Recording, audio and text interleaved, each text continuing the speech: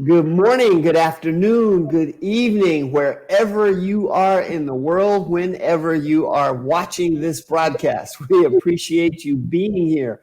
I am Stan Shields, and we are broadcasting live on 3 different channels today. So I'm on my Facebook channel, as well as we are on the Philanthropreneur Facebook channel, and we are on Periscope. Now, if you have not already liked my page, then I'd love for you to go and like facebook.com/Stan in Shields. And I'll put that right here for you. Facebook.com/Stan in Shields is my Facebook page. Like it, follow it, and I'd love to have you on future broadcasts. Now, today's going to be a really fun show.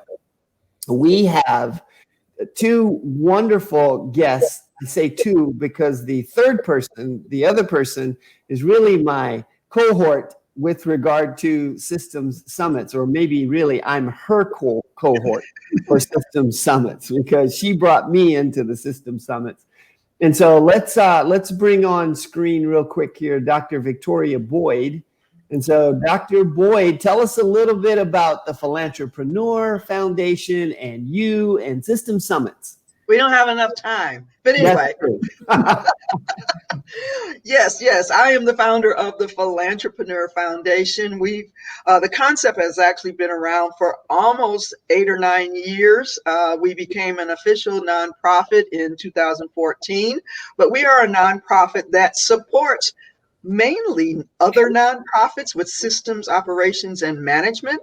But as we have evolved, we found that we now are helping a lot of small micro businesses, the entrepreneurs, not only with their systems and operations, because it's identical to nonprofits, but also how to have more community engagement, which helps the nonprofits we serve. My background, I was a educator for over 32 years, and then I became a state consultant working in the educational field, helping principals and others creating staff development. So my forte is really training, and that's the path that I have continued to follow. And that's sort of how I came to the idea of creating Systems Summit.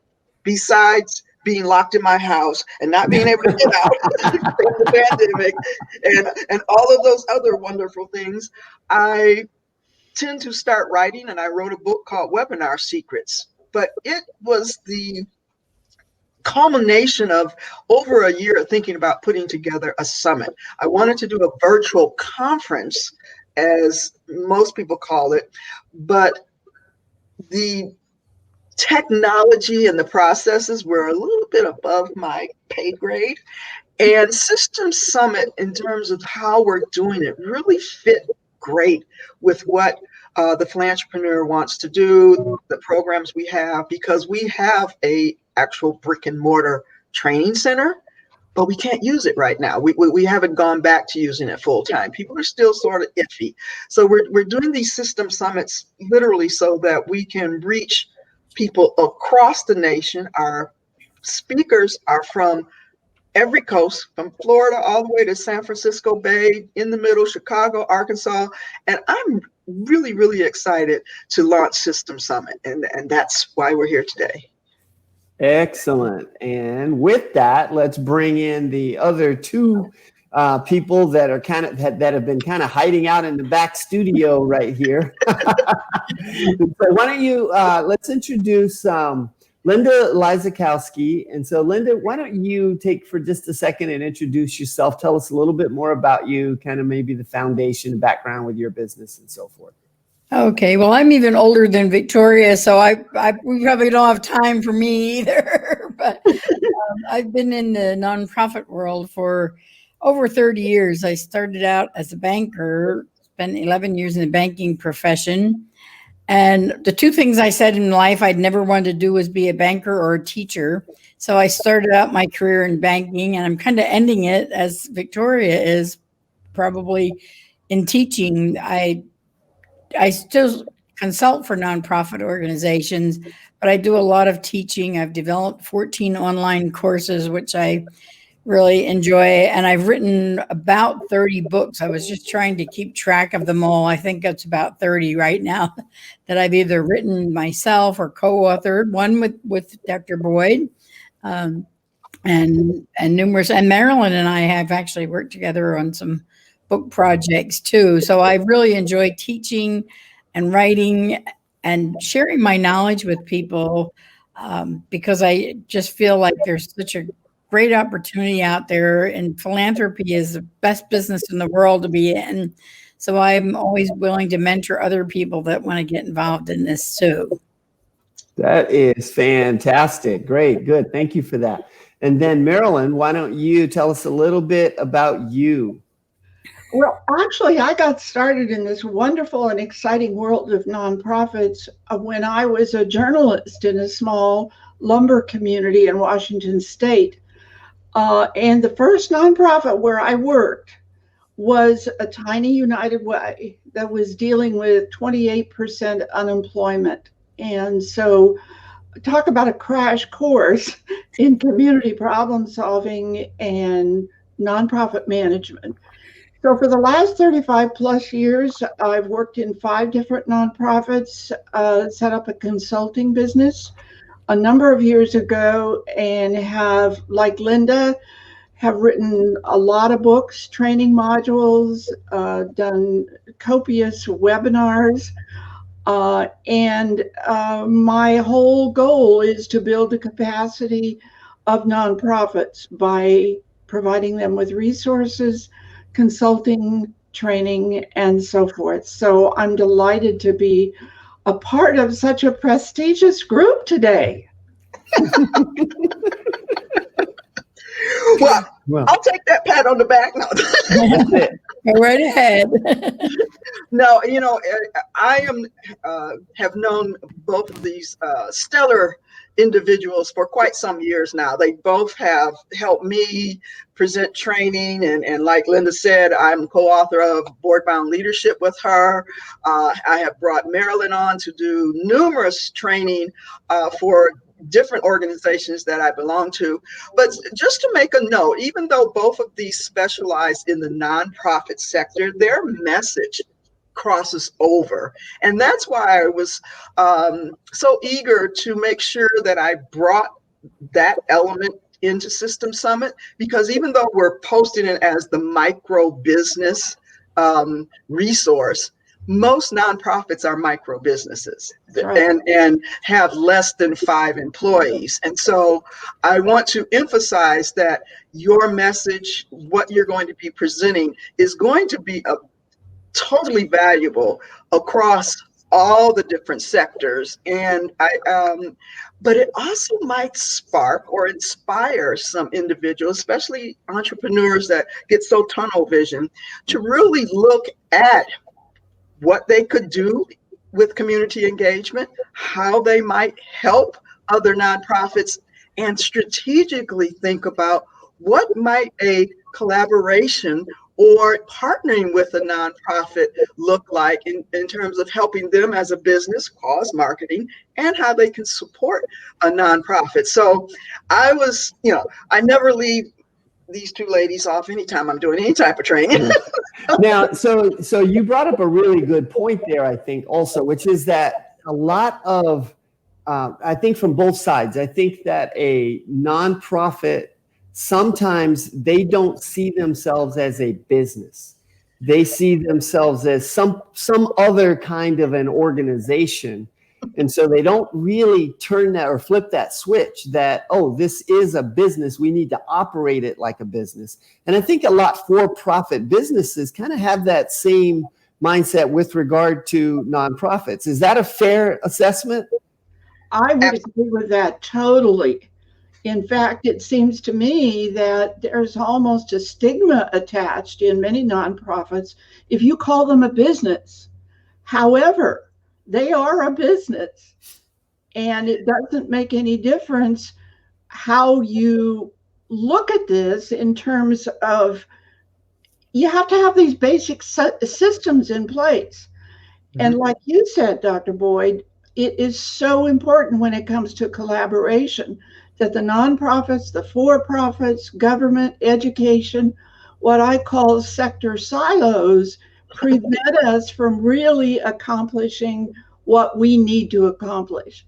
Right. And I have had the privilege of working with hundreds of corporations over the years, and they face exactly the same thing that the nonprofits face when it comes to systems, money, etc. So I think what you're doing here is phenomenal to try and bring all of these various sectors together, because that's how we're going to address problems in our community. Absolutely. Yes. And I often tell my nonprofits, stop calling yourself a nonprofit.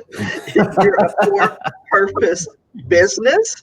And then I got some great, and maybe Linda will expound on it, because she has charity think or poverty mindset. Remember, we were talking about, remember those terms we were using? The tin cup mentality is what I usually call it. Yeah. And I kind of am taking a little bit of a different approach, because in my mind, it is important to remember that nonprofits are distinct from businesses. They're called the third sector because we have three sectors in this country: the government, business, and the nonprofit world. So there is a difference in their purpose and in their mission.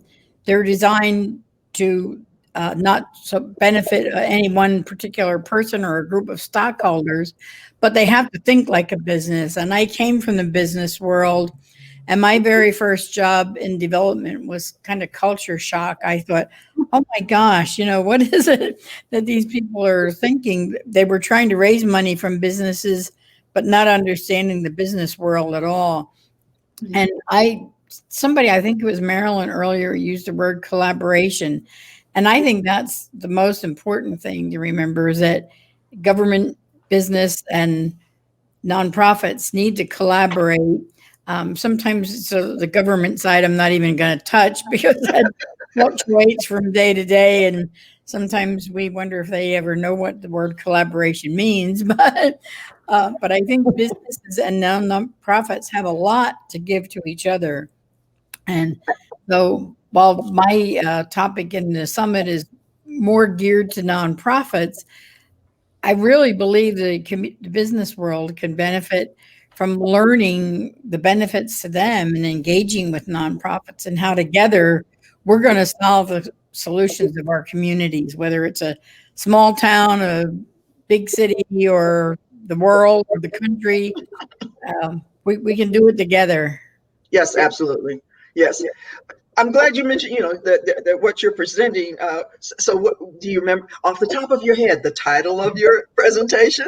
I believe it's called Raise More Money from Your Business Community. So it is designed for the nonprofits, but I think that the small businesses would be interested in this too, because they have a lot to benefit from contributing to and partnering with nonprofit organizations. Absolutely. And even with the format of what we're doing with System Summits, if they're a small entrepreneur and putting on a summit, they also could partner with business partners in terms of sponsorships. Yes, it's a little bit different in the nonprofit world, but even for-profit businesses doing summits like this can have sponsorship. And so, we're talking the same thing in terms of how do you build those relationships with each other. Fantastic. Okay, and I know. So that leads. So before you dive into that with Marilyn, if you don't mind, because that kind of leads right into the whole concept of cause marketing, right? So yes. So keep your thought there with where you're going with Marilyn's question, right? But just talk for just a quick second with regard to cause marketing and why that makes sense for business. Absolutely. I mean, well, cause marketing, I've actually done quite a few different trainings on cause marketing, and it's been around for a long time, whether you call it sponsorship or, but the ROI, return on investment, for-profit businesses, traditional businesses, it increases not only their credibility, it increases their customer base. There's strong data. For example, I think it's 83% of consumers will switch to a business that demonstrates that they have community engagement. If you remember a few years back when a lot of the television commercials and things, many of them stopped advertising their own products. They started talking about what they were doing in the community. For a while there, Dove soap, they used to show the bar filling up with the soap. And so then they went and did a whole women's self-esteem and showed and never even talked about the soap itself. Target in some of their campaigns, give back to a school, buy the, they don't say what to buy. They just say, if you do this, we will give. And so the platform for cause marketing is still strong. It's still viable, and it's beneficial for businesses to be engaged with nonprofits, but they need to understand what nonprofits need. And so that's how both Linda and Marilyn will speak to, some of the unique aspects of the nonprofit sector. I'm always talking, I always interweave it in there, different ways of doing it. But I felt it was important to have a voice from the nonprofit sector represented in Systems Summit. Excellent. And now that transition or segue into Marilyn, she's doing 6 principles. And I just wrote this down somewhere. I can't remember the name now. I know it's 6 principles for business. 6 essential strategies. There we go. Building long-term capacity. And it's geared to both for-profit and not-for-profit because the two are so inextricably tied together. In fact, to build on what you said, Dr. Boyd, about cause marketing, many organizations are moving to either a B corporation or an S corporation, and it depends on your state as to whether or not you're allowed to set that up.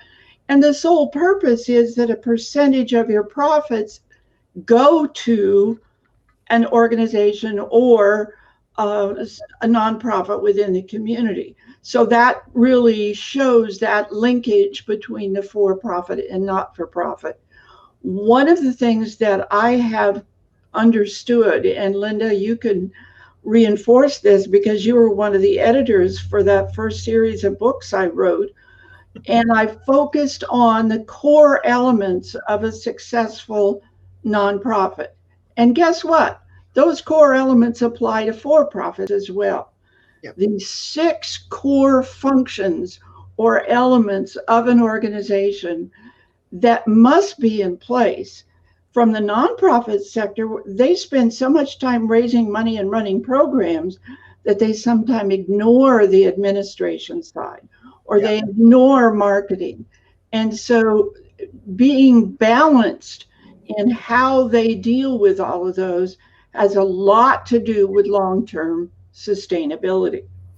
Absolutely. And as hopefully when the audience and listeners tune into this webinar, see, I'm gone webinar. Get that word out of our brain. That they will start to, that they'll have their aha moments, because early on I got, well, is it for, business or is it for nonprofit? Because I know you're in the I said, no, this is for everyone. And I had to do not so much convincing, but I had to show them why the two can be presented in the same platform. And that's why I didn't put nonprofit or business in the title itself. It's all about systems. This is about systems and how we work and make them work for us, and we can stop working so hard. But both of you are going to bring a ton and wealth of information. And I just want to, because some people might be seeing Linda's moniker, I shouldn't say moniker, but her initials there, ACFRE. Many don't know what that stands for. That's Advanced Certified Fundraising Executive. And the reason I want to point that out, because there are only about 100 worldwide that have that distinction. And that meant she has gone through extensive training, has proved extensive experience, and has earned that certification through a series of tests. I mean, it's a lot. It's a lot. That's what many people. Yeah. So I want to make sure people acknowledge the depth of knowledge that she has in that particular realm of what she does. She's executive level. Well, I think I read on her website that she has helped organizations raise like in excess of $50 million or something like that, right? That's pretty impressive. I've lost track of that, along with a number of books that I've written too. She can knock out a book in a month, but sometimes less. Yeah, board-bound leadership didn't take that long, did it? No, we knocked that one out. Of course, you had done a lot of the work before I even got started, so it was a good collaboration. Absolutely. Well, even speaking of board-bound leadership, a lot of that, as we talked about, some of the different systems and operations cross over. Like the first whole chapter or module of that book is leadership. Across both sectors, you need leadership. Yes, then we dive deep into governance and the roles and responsibility of board members and things like that. But we led with leadership because that's essential in many people on boards. Your title is board of directors. That means you're supposed to lead. And we talk about the tea and cookie members who just come for the tea and cookies every month. But a lot of these elements cross over, and I often say, let's eliminate that double yellow line that goes down the road. We should have some crossover and work together. I'm going to switch. Go ahead. One of the things that you said earlier, Victoria, I think was really important is that this summit is for business people and for nonprofit leaders. But this is a perfect example of what we're talking about now, board governance. So many people representing different businesses get invited to serve on boards, and they have no clue what fundraising is all about. They have no clue how a nonprofit is different from a for-profit business and how they're similar. And I've been in many board meetings where there are top CEOs of major businesses and corporations, and they come in and you wonder, how do they possibly run a successful business when they just seem to be clueless when it comes to what the nonprofit needs. So I think this is a good opportunity for people who are in small businesses and maybe have been invited to serve on a board or would like to serve on a board, and they want to learn more about the nonprofit. So I think it's great that you're bringing these two groups together to form a collaboration. I just want to and it's always I don't know, it's always been one of the leading things, because even when we did our live conferences years ago, well, I guess it's a few years ago, Linda was the speaker, and we were at the M Resort, I think, or wherever we were, but we did some things with board-bound leadership, and I might want to throw that in as a perk for one of our passes and give away the training to board-bound leadership. That would be great. Yeah. Okay, see, I just new idea. Well, I'm going to sort of flip the switch here. Do you have any questions of us? We've been working literally with our head buried in the sand, putting together the System Summit. When I started, I made the fatal flaw of saying, "Oh, it's going to be easy. I have the whole program." That's the easy part. Like a book, I always tell budding authors, I'm helping a couple authors now, and I always tell them the easy part is writing the book. The hard part is getting it published, getting it marketed. Writing the book is easy.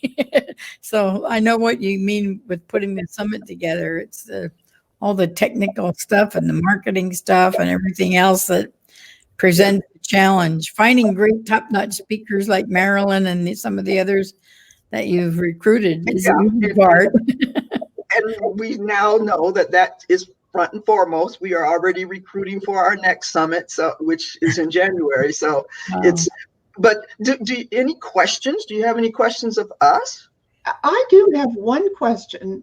I would love it if the two of you would define what you mean by systems. Okay. Well, I'll give you my take on it.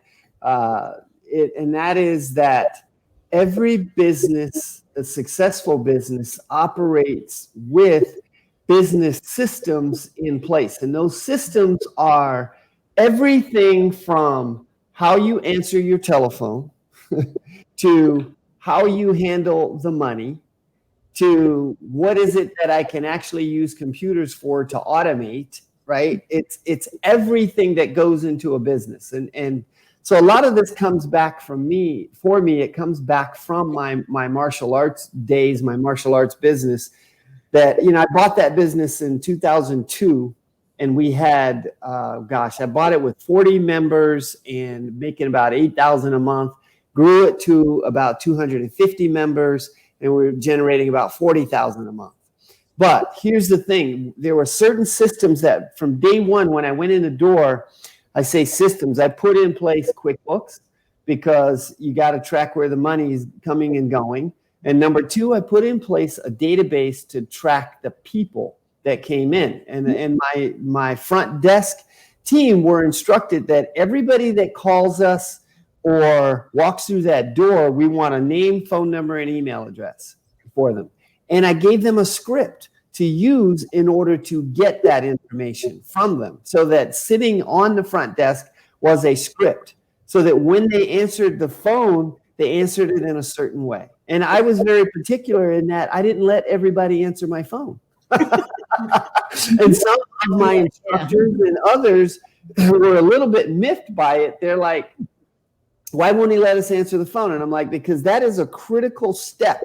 That is the first touch of that customer, of that prospect, of that potential customer. And if you mishandle that, that is your last opportunity to get that person in the door. So we had a system for how we answer the telephone. We had a system for when somebody walked in the door and was inquiring about membership. We had a very specific set of questions that they needed to ask of this person. And we needed to have a methodology behind controlling the conversation and directing it into the direction that we wanted it to go. And so literally it starts from something as simple as, how do you answer your phone? Do you answer your phone? If you don't answer your phone, how are you getting back to people? How are you, and today amazes me of how many people actually don't answer their phones. And so anyway, so systems for me is everything from, and literally the system for us even started before the doors were open. Literally going into the school, it was, okay, what are the opening systems? What are the opening processes? How do you open the school? How do you close the school down at night? And so if you've got a brick and mortar kind of a business, then you need those physical systems for how things are going to operate. That's why McDonald's is as successful as they are. Everything is systematized. Everything. Nothing is left to chance. So for me, that's what I mean by system. Now, with the work that I do, the automation is a big thing for me these days. That's what I do, is I help businesses with how do they automate certain systems, right? So for as much as we can use technology, that's what I want to do, because technology helps you free up your time if you use it correctly. Okay, so it's the systems are, what are all the processes that are going to help you run your business? If it's systematized, then that means that now it's going to be done consistently across the board, and the business should run smoother, easier, more time efficient, whatever. So Dr. Boyd, what's your take on systems? Well, it evolved from, I saw so many smaller nonprofits just struggling to survive because they hadn't put, I want to say, just basic systems in place. Just, well, how are you gathering emails? Well, we're really not. Okay, and it became sort of frustrating to me, or it became one of those points where I got tired of saying, well, you need to have a database, opt-in, because that is how you reach your donors. And so once again, systems is the umbrella. Like if you're thinking about strategic planning, yes, you do strategic planning, but you then create your objectives, goals, and tactics. Yeah. Systems is the umbrella that all of your processes and the operations of how you put things together fall. We then narrowed it down to 5 core areas: project management, human resources, accounting and finance, marketing and sales, and business development. Because we have to, once again, categorize, put things in their place. Many people came and say, well, you need a whole technology thread. Well, no, technology, It's through the whole thing. it's going through all of that. And so it's not a standalone, but you have to look at, what are you trying to solve? Is it project management? Then here's the technology you use for that. And so I think even though we got, I want to say, challenged on it, why don't you have a technology area?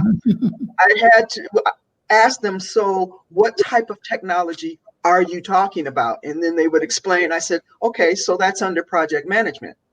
Oh, and so for this summit, those are the core areas that we've focused on. But then actually our theme is time. How can we help you meet and face your number one challenge, which is time? It's, even if it's just a mindset, but everybody says, I just don't have enough time to do this and that. Well, if you created some systems and processes, you would reclaim a lot of that, and you would control a lot of that.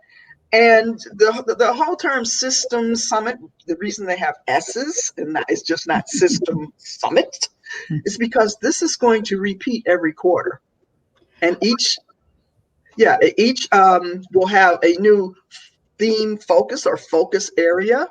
But essentially, those 5 core areas will be touched on, but then we'll layer a theme on top of it. We already know that the January summit will be talking about purpose-driven, passion type businesses. How are you intertwining that into your business? Do you like what you do? Yeah. Well, yeah, so I couldn't reinforce what you say more strongly.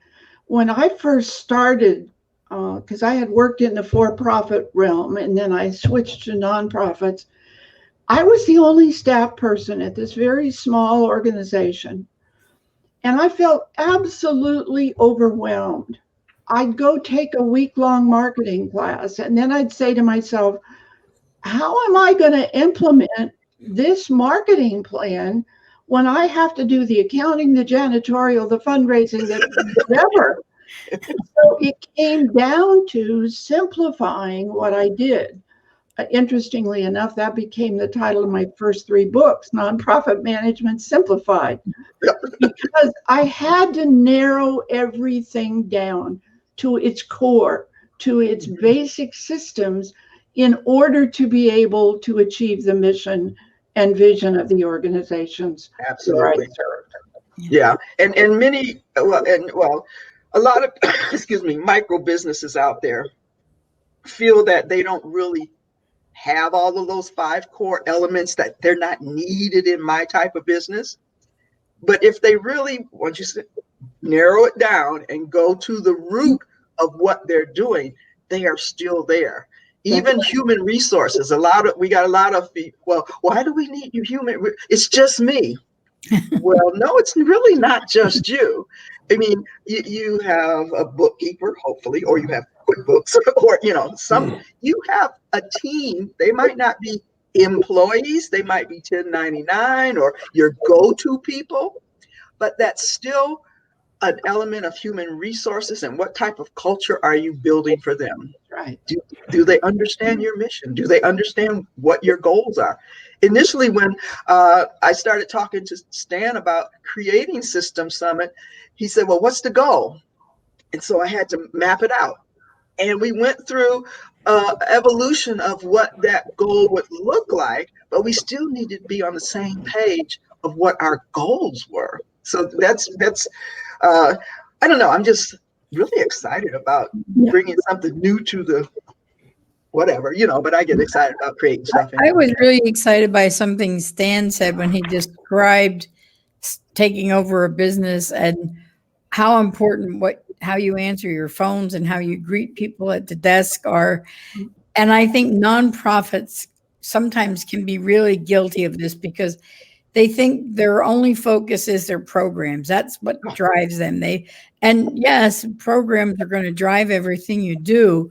But I have walked into nonprofits sometimes where I got immediately turned off by the receptionist because they were sitting there with their computer screen in full view of anybody who walked in, and they have a solitaire game up, and they have a dime store novel open at their desk, and you know what they're doing when they're not answering the phone or greeting somebody. And I said, you don't know what kind of a message that sends to people. It might seem like a small thing. And on the good side of this coin, I walked into this was actually a small business. It wasn't a nonprofit, but I tell all my nonprofit people that they ought to do this. I walked into a small business. The receptionist immediately stood up to greet me and handed me her card, and her title was Director of First Impressions. And I was so blown away by that. I tell every nonprofit client I have, don't have a receptionist, have a director of first impressions. Absolutely. That's what you are. And you don't realize those small things that you mentioned, Stan, are really, they might seem small, but they're huge for a nonprofit. Yeah. Well, I'll tell you, what you said right there just hit home and reminded me another one of those things that happened with us. When you think about first impressions starts even before somebody even talks to anybody in your organization and whatnot. I had a mom come in once and she signed up her daughter. And I always ask the question, how'd you hear about us? And she said, well, actually, my husband found you guys. And she said, he came by your school on Sunday. He was at the store. He came by your school on Sunday and he looked in the window. And he then came home and said, this is where I want you to take her for lessons. Wow. And I said, really? Nobody was here on Sunday. What was it? And he said, when he looked through the window, your front desk was immaculately organized. Your floor, your training floor was organized. Everything looked clean and it looked neat, right? And so that first impression, it starts with everything. I mean, we've got to pay attention to all of those little pieces because we had big picture windows in the front of the school. So people that's what they could do, come and look in, right? And my staff used to tease me because I was pretty intense around putting everything where it belonged. Every pad goes back to its proper place. You micromanager. Right? And they teased me on my 50th birthday. They made a video parable of me doing this whole thing, right? It was quite hilarious. But that story, though, stuck with me because these people, we were not there. They never talked to anybody. Once they talked to us, it kind of confirmed it for them. And they said, yes, this is where we want her to train. But it was that first impression that they saw just looking through the window. That's a valuable lesson for nonprofits. Maybe we should have instead of a virtual background, a virtual foreground so that everybody in the nonprofit is looking at a big picture window and pretending people are all watching every right. Maybe that's right. Mirrors or something. I don't know. One aspect of this that nonprofits deal with, and I think part of it is because of for-profit attitudes toward nonprofits, and that is the poor us, the old starvation cycle for overhead. We've got to be poor. If we spend any money to look good, to even wash the windows, for heaven's sakes, we're wasting money. No, you're not. Yeah, and Heaven forbid we should spend money on fundraising or marketing because, oh my goodness. Exactly. and I sort of look at it the opposite way. You know, that whole first impression, your website, the language should be immaculate. It shouldn't look like you pieced it together, and you should be able to run your business. That means you know how to manage money, and so it's just depends. Well, that's how I tell my prove that you can manage the money and you'll get more money to have more money for your programs. Correct. So, yeah, absolutely. I think this has been super valuable. I just want to encourage everyone to go and register to hear Linda and Marilyn at systemsummit.com. It's real simple. You can actually register for free. Yes, we do have upgrades, but that will be for lifetime passes, and we have some dynamite bonuses. You just heard me say, I think I'll add board-bound leadership to one of the bonuses. So, but yes, System Summit is coming October 23rd and 24th. That is only 12 days away, 11 days away. I don't count well. And I didn't want to say that out loud because now I know how to get all of because you have no idea all of the pieces still that need to be put together on the back end. But we are super excited to have you. We have someone from Florida and all the way here in Las Vegas, but we have speakers from across the country, 17 speakers, 2 days of sessions. There's 34 sessions, 2 keynote speakers, and I just think it's going to be valuable for everyone to tune in and come to System Summit to hear Linda and Marilyn. And I want to really thank you for showing up this morning. You know, everybody doesn't always do that, but I appreciate your time. Thank you. Absolutely. Any last words, Linda? Any last words that you'd like to say before we sign off? Well, just that I hope to see you all in my session, and I'm going to tell you how to get rid of the Willie Sutton theory of business fundraising. I'll leave it at that. All right, very good. How about you, Marilyn? Any final thoughts? Well, I'm going to talk about the Mack Truck theory of management. Ooh, that sounds interesting. The Mack Truck theory of management. All right, let's bulldoze through that. Yeah, that's right. Let's bulldoze through that, right? The bull in the china closet kind of thing, I guess, right? All right, very good. Well, once again, ladies, thank you for joining us. I appreciate it, and we will see you guys on the other side. So hang on, I'm going to end the broadcast, but let's just chat for a second.